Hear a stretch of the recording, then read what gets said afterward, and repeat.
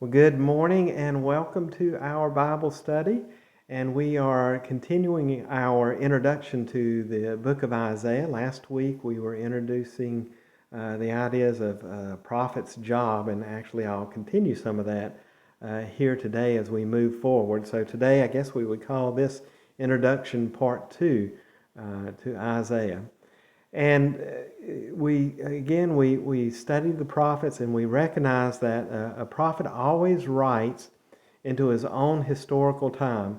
They write into their own historical context. And we noted, like in Isaiah chapter 1, verse 1, the time period in which Isaiah received his visions. And he tells us this. Let me quote it here. The vision of Isaiah, the son of Amoz, concerning Judah and Jerusalem, which he saw during the reigns of Uzziah, Jotham, Ahaz, and Hezekiah. And we learned in chapter 6 of Isaiah, verse 1, in the year that King Uzziah died, I saw the Lord seated on the throne high and exalted, with a train of his robe filling the temple. So Isaiah was called to be a prophet in the year that King Uzziah died, which is 740 BC. Isaiah continues as a prophet through the reign of Hezekiah, who dies in 686 BC. So we're told right up front the time period in which Isaiah takes place between 740 BC and 686 BC.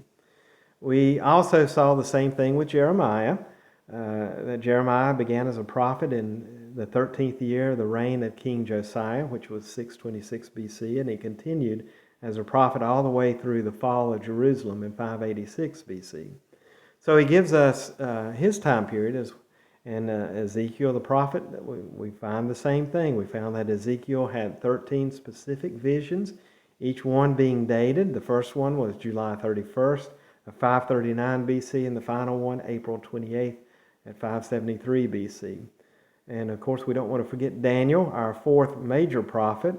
We found that Daniel is taken captive to Babylon in 605 BC, and the final date referenced in Daniel is 539 BC. So Daniel is operating between 605 BC to 539 BC. Specific times are important. And this is true not only for the major prophets, but for the minor prophets as well. It's important that we recognize that a prophet is always writing within his own particular time frame. With Isaiah as an example, 740 BC to 686 BC, there are two major events that take place during that time. If you recall, the Assyrian Empire sweeps down out of the north in 722 BC and conquers Syria and the northern kingdom of Israel. And then in 701 BC, the Assyrian Empire attacks Jerusalem under Sennacherib and is miraculously defeated at the gates of Jerusalem. And these are two critical events that take place during Isaiah's lifetime. And much, if not all, of what he writes about has to do with these two major events. With Jeremiah the prophet beginning as a prophet in 626 BC and operating through 586, the important events is Babylon attacking Jerusalem in 605 BC, again in 597 BC, and then a third and final time in 588 BC, which results in a 2-year siege on Jerusalem and the conquest and fall of Jerusalem on August 14th, 586 BC. Jeremiah is in Jerusalem during the entire period, and what he writes about in his book has to do with those events that take place. Ezekiel was taken captive in Babylon, to Babylon in 597 BC, and he begins his career with his first vision as a prophet in 593 BC. And he has 13 specific visions, each one having to do with the events taking place either in Babylon or Jerusalem. Ezekiel is writing to the people of Babylon, but he also writes to the people of Jerusalem. And then Daniel, of course, is in Babylon in 605 BC to 539 BC. And he's writing about the very same events that Jeremiah is writing about during the same time. So again, it's critical that we understand that a prophet always writes into his own historical context. That's very important because if you remember, we turned over in Deuteronomy chapter 18 where Moses said, I'm going to be leaving shortly. As a matter of fact, at the end of Deuteronomy, he dies. But in Deuteronomy 18, verse 15, Moses is preparing the people for this. He says, "The Lord your God will raise up for you a prophet like me from among your own brothers. You must listen to him." Well, how do we know if a prophet who steps forward claiming to be a prophet is authentic? Prophet or not, he could very well be a fraud, and in fact, we encounter a great number of false prophets as we move throughout our history in 1st and 2nd Kings and all the way up to the New Testament, as a matter of fact. So how do we know if what a prophet says is true or not? Well, Deuteronomy chapter 18, verse 21 says, "You may say to yourself, how can we know when a message has not been spoken by the Lord?" And here's the answer. If what a prophet proclaims in the name of the Lord does not take place or come true, that is a message the Lord has not spoken. So what a prophet says must come true 100% of the time. But if it doesn't come true for 500 years, how in the world would we know if it's true? If you're a person listening to that prophecy. A prophet, and this is where we get, a prophet will speak into his own historical context. What he says will always have an immediate application within his own time and within a reasonable short time of his listeners hearing the prophecy. That's principle number one that we're going after as we begin to open the book of Isaiah here, Isaiah the prophet. Now, what a prophet says, applying to his own historical time frame, will sometimes, not all the time, but sometimes foreshadow a greater messianic or eschatological, that's an end times event that's coming up. And the example was Isaiah 7, verse 14 that we read last week. The virgin will be with child and give birth to a son, and they will call him Emmanuel, which is literally fulfilled in Isaiah chapter 8. When Mizra's Isaiah gives birth to a son, and before the boy knows right from wrong, the Assyrians have swept down and taken out Syria and Israel. Exactly what Isaiah was talking about in chapter 7. But Matthew sees those events foreshadowing a greater saving. The prophecy doesn't just apply to Isaiah's time period, a promise to save Judah and Jerusalem, but the prophecy also foreshadows a much greater saving of all of humanity when the Messiah comes himself. So Matthew quotes Isaiah 7, verse 14 in Matthew chapter 1, saying Isaiah had foreseen the coming of the Messiah, which is very true. So we have a literal level, which is a literal fulfillment of Isaiah's prophecy in chapter 7, in chapter 8, with the saving of Jerusalem and the people in Jerusalem, which then foreshadows a greater event in a distant future. And so we learned last time that a prophet always speaks a message in the historical context of their time, but sometimes their message will foreshadow a greater message, messianic event, or I can't even say it now, end time event. That's really important to understand in how we read these books. And so I'm not trying to take away the miraculous here. Don't understand me saying that Isaiah wasn't talking about Jesus ever. I am not saying that, but I am saying that there are events that he's speaking into in his particular time period, and just like Matthew, I agree that he speaks to a distant future as well. Now, what I'd like to do today in part 2 is to take a closer look, particularly at Isaiah and Daniel, because some issues come up in Isaiah and Daniel, which also come up in the other prophets, but not quite to the extent they do with Isaiah and Daniel. So I invite you to turn over to Isaiah chapter 44, if you have your Bible with you. Find Isaiah 44, and I'll begin reading at verse 24 here. So Isaiah says this: "This is what the Lord says, your Redeemer who formed you in the womb.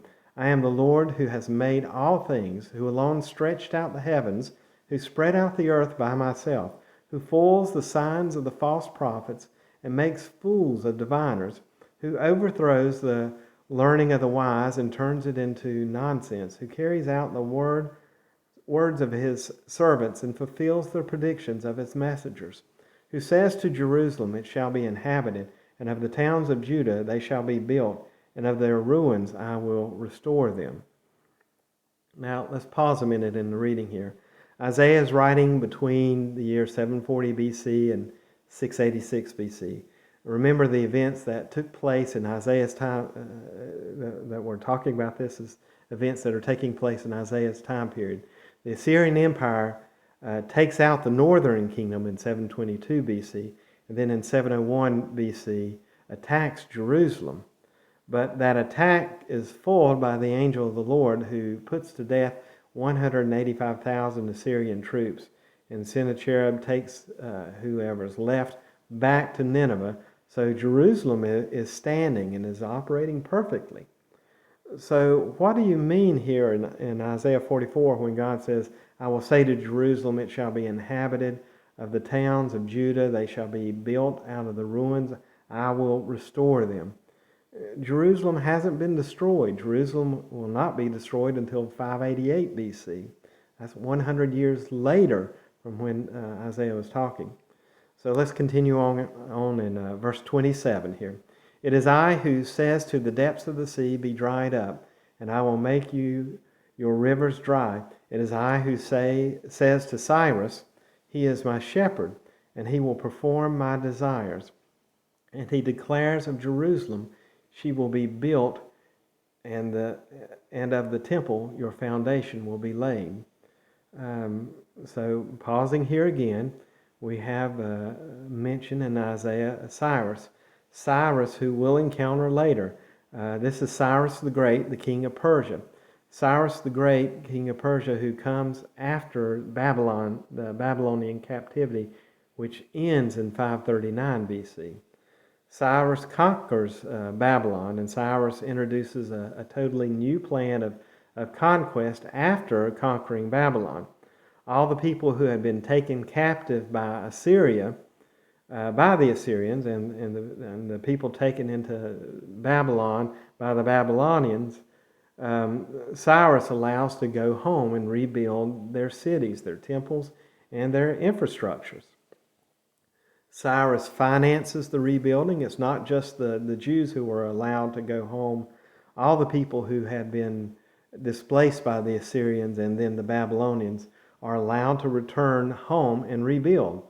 It was a brilliant move on Cyrus' part because it enabled Cyrus to build the Persian Empire in a matter of 20 years and then live off the tax base created by all the rebuilding. It was in one sense, a gigantic plan to rebuild the entire Middle East and get it back to functioning again. Cyrus did that, but he won't do it until 539 BC. And if Isaiah is functioning between 740 BC and 686, well, that's 150 years later.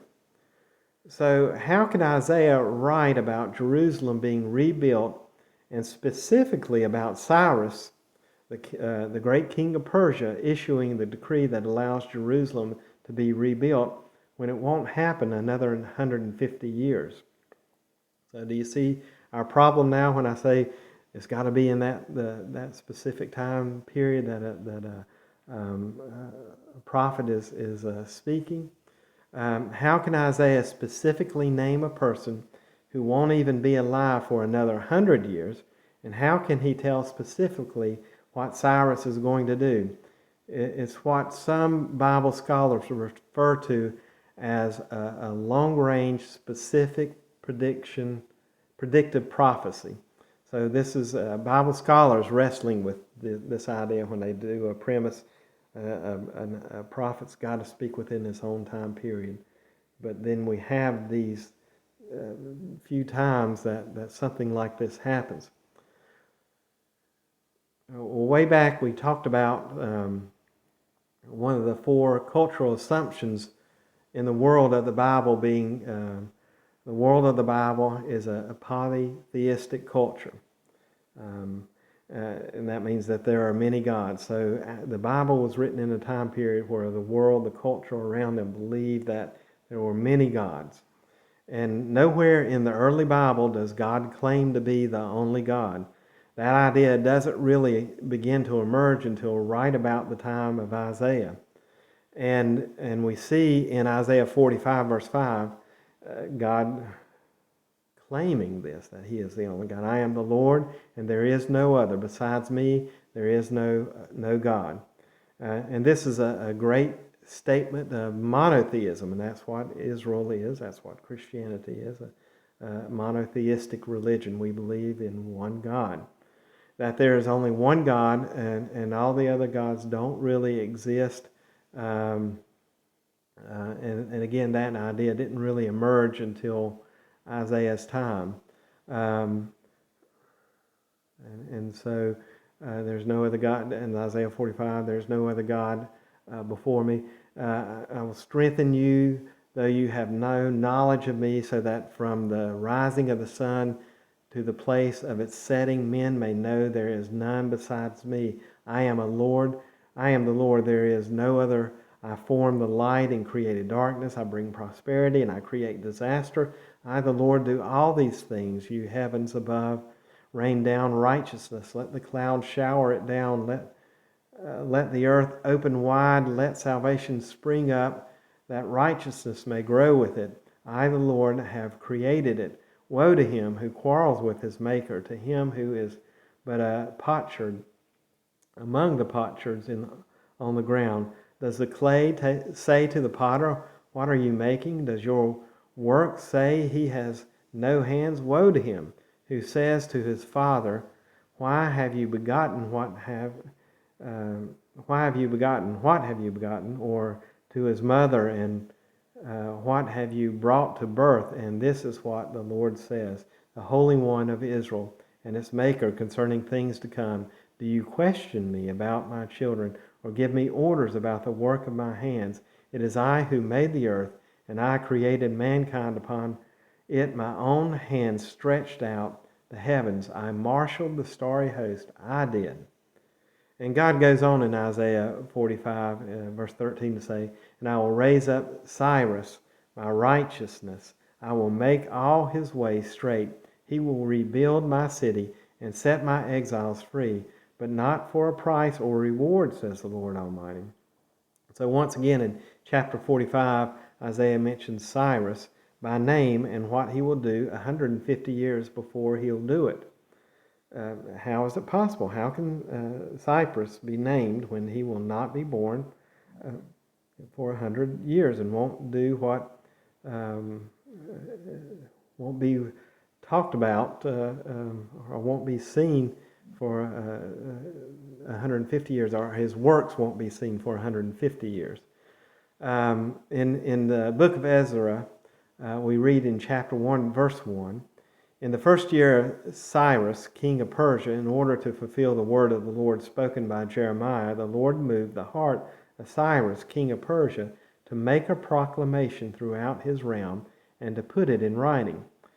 And so this is the first year of Cyrus, king of Persia, which would be 538 BC. The word of the Lord spoken by Jeremiah moved Cyrus to make a proclamation and put it in writing.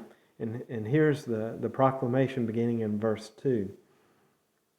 Thus says Cyrus, king of Persia, the Lord, the God of heaven, has given me all the kingdoms of the earth, and he has appointed me to build him a house in Jerusalem, which is in Judah. Whoever there is among you of all his people, may his God be with him. Let him go up to Jerusalem, which is in Judah, and rebuild the house of the Lord, the God of Israel. He is the God who is in Jerusalem. Every survivor, at whatever place he may live, let the men of that place support him with silver and gold, with goods and cattle, together with a free will offering for the house of God, which is in Jerusalem. Then the heads of fathers' households of Judah and Benjamin, and the priests and the Levites arose, even everyone whose spirit God had stirred up to go up and rebuild the house of the Lord, which is in Jerusalem. So Cyrus issues this decree. We read it right here in Ezra chapter 1, verse 2 through 4. It's right there in the Bible. But is there anything maybe outside the Bible that would claim that what Ezra is saying is true, and that I guess Isaiah's prophecy is saying true? Well, there certainly is.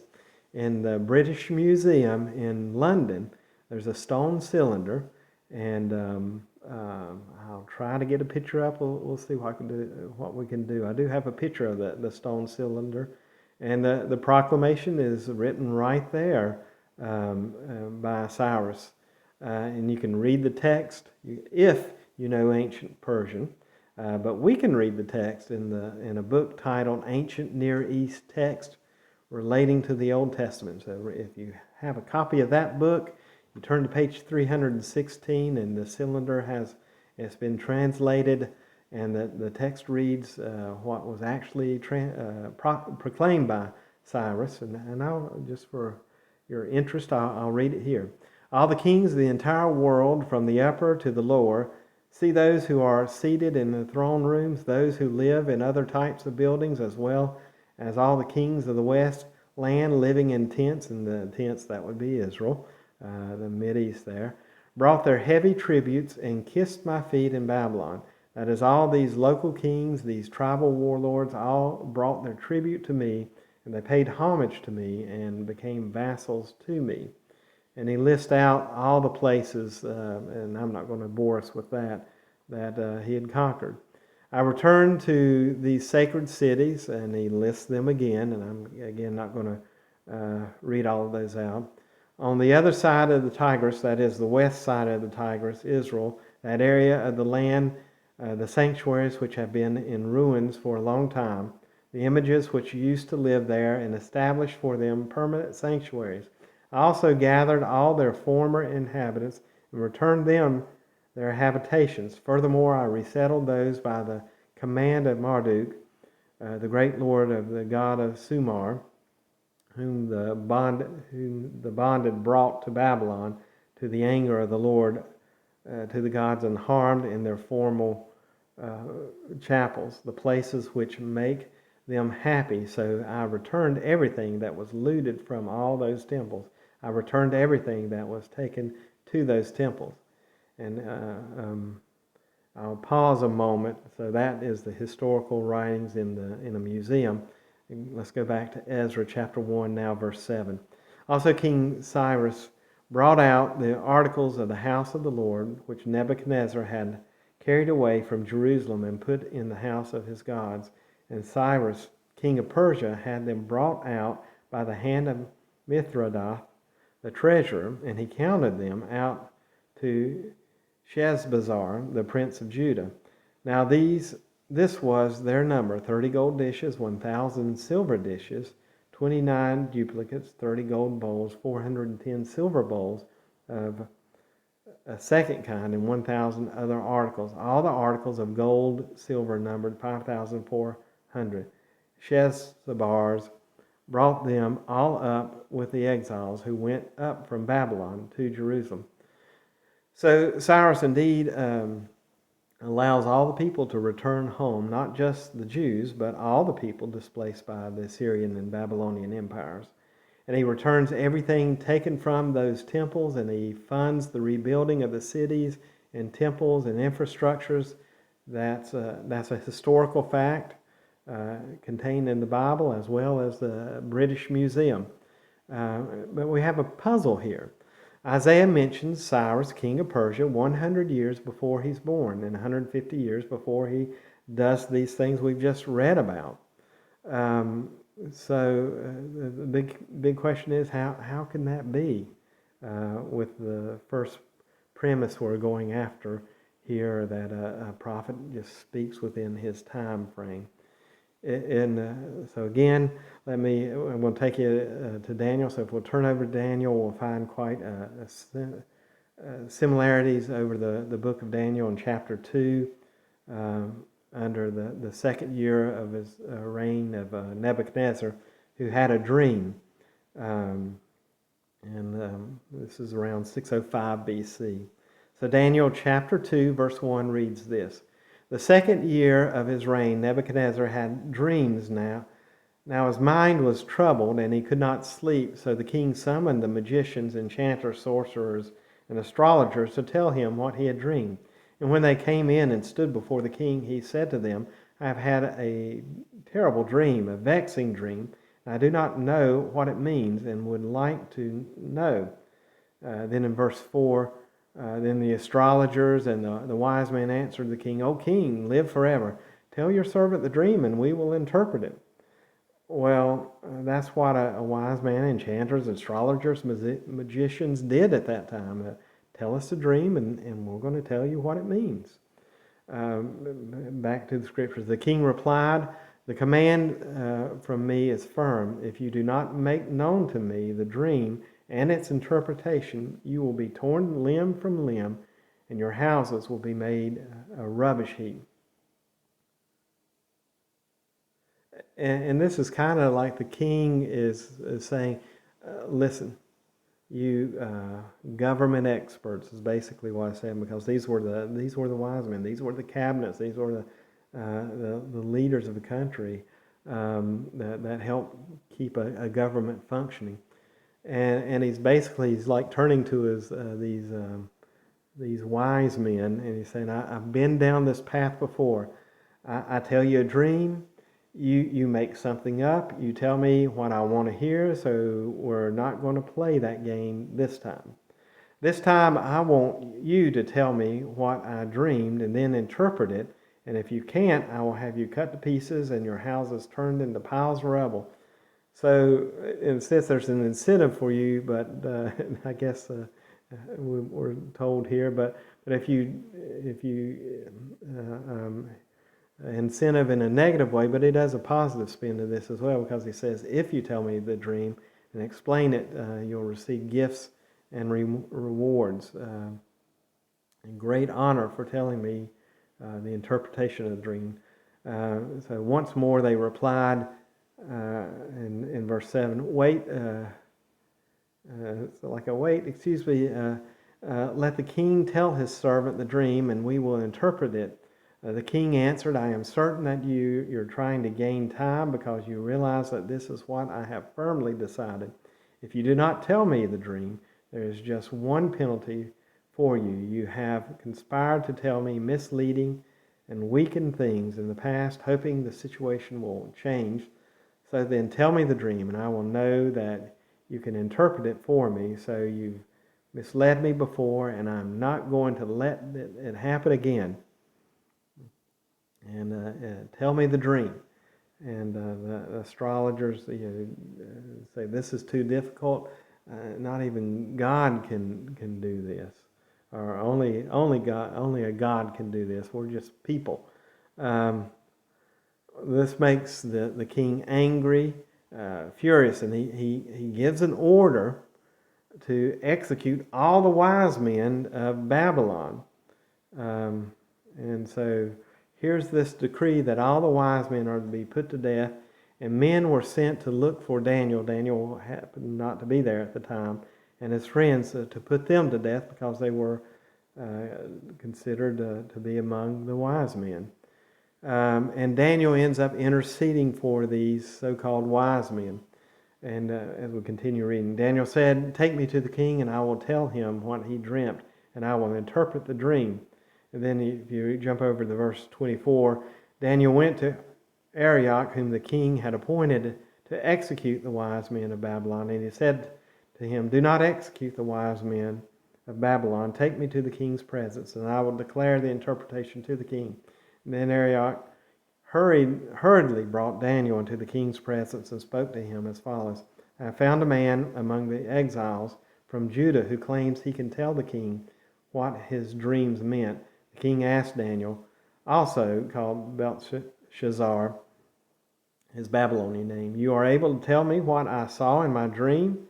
And I think you can interpret this as he speaks kind of with some skepticism to Daniel. But Daniel answered before the king and said, as for the mystery about which the king has inquired, neither wise men, conjurers, magicians, nor diviners are able to declare it to the king. However, there is a God in heaven who reveals mysteries, and he has made known to King Nebuchadnezzar what will take place in the latter days. This was your dream and the vision. In your mind, while you on your bed, as for you, O king, while you were on your bed, your thoughts turned to what would take place in the future, and he who reveals mysteries has made known to you what will take place. But as for me, this mystery has not been revealed to me for any wisdom residing in me more than any other living man, but for the purpose of making the interpretation known to the king, and that you may understand the thoughts of your mind. You, O king, were looking, and behold, there was a single great statue. That statue, which was large and of extraordinary splendor, was standing in front of you, and its appearance was awesome. And with that, Nebuchadnezzar's jaw hits the floor, so to speak, and that's exactly the dream that he had dreamed, this huge, dazzling statue. So Daniel goes on, the statue that you saw indeed foretells the future. You are the head of gold, that is Babylon. The Babylonian Empire is the head of gold. The Babylonian Empire is the current empire. Jerusalem in 605 BC is conquered by Babylon. Daniel and others are taken captive to Babylon. Babylon will continue as a world power until the Persian Empire comes, rises up and defeats Babylon, and that's the chest and the arms of silver that the emperor sees. And then that kingdom will be replaced. The belly of the statue is the third empire. That will be the Persian Empire, which is the Medo-Persian, the Greek Empire. That, if you remember your high school history, Alexander the Great defeats Persia. And the legs of iron will be the fourth empire that replaces Alexander the Great, and that is the Roman Empire. So Daniel tells Nebuchadnezzar the dream, and Daniel interprets the dream, saying that the statue speaks of four successive empires: the Babylonian Empire, the Persian Empire, the Greek Empire, and the Roman Empire. So the book of Daniel will speak in great detail about the Greek Empire that will conquer Persia, and he will refer specifically to Alexander the Great and his four generals who, when Alexander dies, inherits the kingdom, and who one general specifically, Seleucus is the general, and his descendant Antiochus Epiphanes the fourth will oppress Jerusalem and Judah severely, which will trigger the Maccabean revolt in 167 BC. So Daniel lays out in specific detail events that will unfold just like Isaiah did with Cyrus the Great by name, Cyrus 150 years later. Daniel does the same thing, but even more spectacular, I guess you'd say, in interpreting the statue in the dream of Nebuchadnezzar as a statue of four successive kingdoms, and what those kingdoms will do specifically, the Greek Empire, in great detail. And that brings up the core of part 2 here of our introduction of the prophets. This issue of long-range, specific, predictive prophecy. How can this be? How can Daniel, if he is operating between 605 BC to 539 BC, speak in great detail about events that occur in 167 BC and talk about the Maccabean revolt? Well, we have a big problem with that. Obviously, the problem recurs when we go back to the book of Revelation. I don't want to go into great detail about that here, but I will mention a description of God in Revelation 1:13.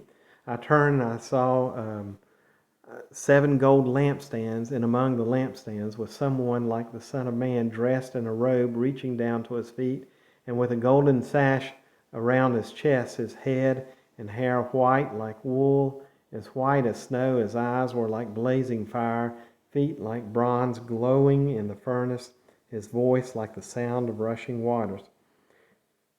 This figure that John sees is the exact same figure that Daniel sees in chapter 10, the same figure that Ezekiel sees in chapter 1. In Revelation, John falls as if dead. Christ appears to him glorified.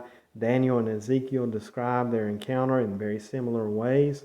So we have the appearance of Christ in 3 different books. Again, what do we do with these problems? And I guess I'm calling them problems. Isaiah speaks of Cyrus, the great king of Persia, 100 years before he's born, and says specifically what he'll do 150 years before it's done. Daniel operates in 605 BC to 539 BC and speaks very specifically about the Maccabean revolt in 167 BC. And in Revelation, John speaks about events in chapter 4 through 22 that are end-time events. So how can this happen? How can this be? And this brings up a huge critical issue, which is a big issue in the world of biblical scholars about our study of the Bible. And I bring it up because I want us to be informed about it, I want us to be informed readers and students of the Bible.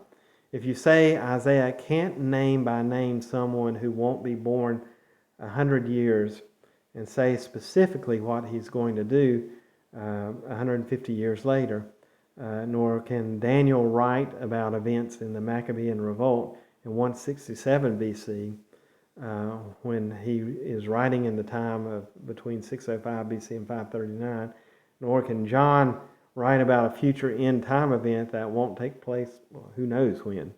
It's simply not, I'm saying it's simply not possible for that Isaiah could name the name of Cyrus the Great, and Daniel cannot talk about 4 kingdoms of Babylon, Persia, Greece, and Rome when it's not going to happen in their lifetime.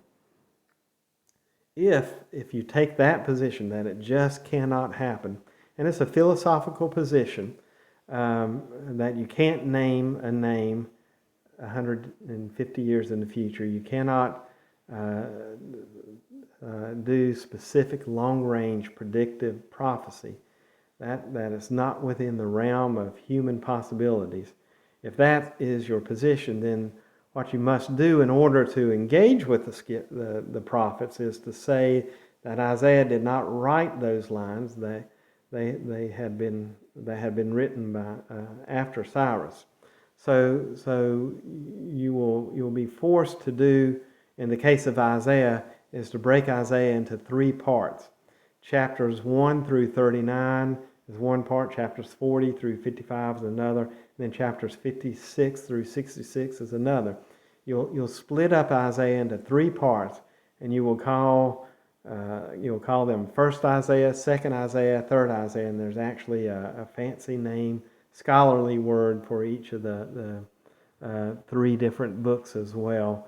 I only remember Deutero right now, and maybe you can look that up one day.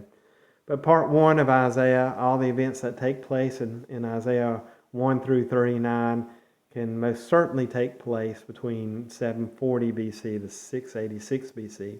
And Isaiah says, I'm writing during that time. He can certainly write those things. But once we hit chapter 40, everything changes. We move from a dramatic genre to a genre of poetry in 40 through 55 in a more poetic form. So the book changes, I guess you'd say its tone a little bit.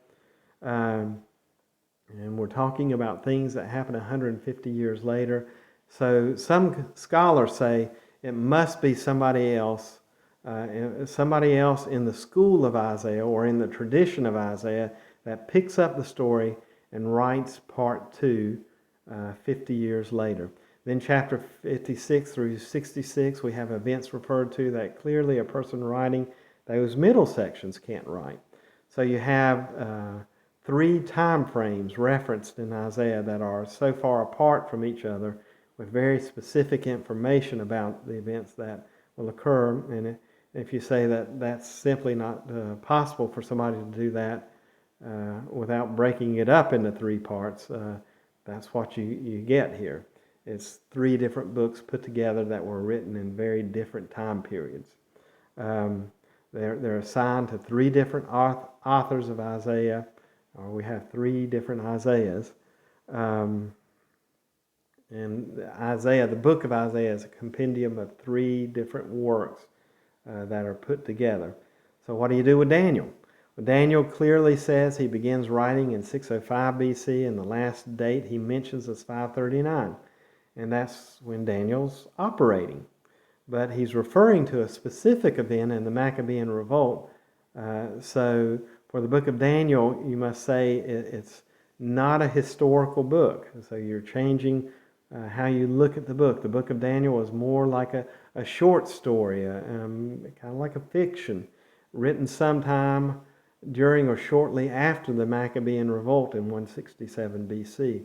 The story is set during a time of Daniel, but it's written in 167 BC or later. So that'd be kind of like me writing a story about the Civil War. I wasn't in the Civil War. I'm just writing about a historical event that happened, but I'm writing it as it's happening right now. And that's what some scholars say about Daniel now. It's not a prophetic book. It's a story to help us learn things from God. And so if you take that position, you get Revelation. You'll say the events that John is writing about in chapters 4 through 22 describe the events during the persecution of Emperor Domitian, 95 AD to 96 AD. And they're events that are happening right then, and that's all that John is writing about. He's writing for those particular events and not about end-time events. If you take the philosophical position that long-range specific predicted prophecies is not possible, you must do what I've just said to be consistent. And depending on the Bible you have, the introduction to Isaiah, to Daniel, and Revelation will take that position. And you can turn in your Bible and read maybe the introduction of your Bible and see if that happens. If you look in your introduction, it may say Isaiah is a compendium of three works written over a period of time that we divided this into three books. And if your introduction says, when you turn to Daniel, it'll say Daniel was written shortly after the Maccabean revolt. And when you get to Revelation, it'll say the events referred to are those during the persecution of Domitian. Then that's the editor's choice that's putting together your particular Bible, taking that position. And it's a position that they take because of this philosophical position, is you cannot do that there's no room for a specific long-range prediction or prophecy. It's just not possible. But now if you say to yourself, well, I don't have a problem with specific long-range predicted prophecies. If Isaiah is a prophet, God could certainly have told him that he is going to bring Cyrus into the world, and Cyrus will do these things, and Isaiah will simply write it down, or Daniel, and seeing the vision of the statue. Certainly God could tell him how the future is going to unfold, and Daniel interpret the dreams, and he can write it down. In Revelation, the risen, glorified God, Christ, appears to John and says, here's what's going to happen in the end time events, and John simply writes it down. If you don't have a problem with that, then you're good. You can take Isaiah as Isaiah, one book, Daniel as Daniel, written in its time period, and Revelation as a book, and just run with it.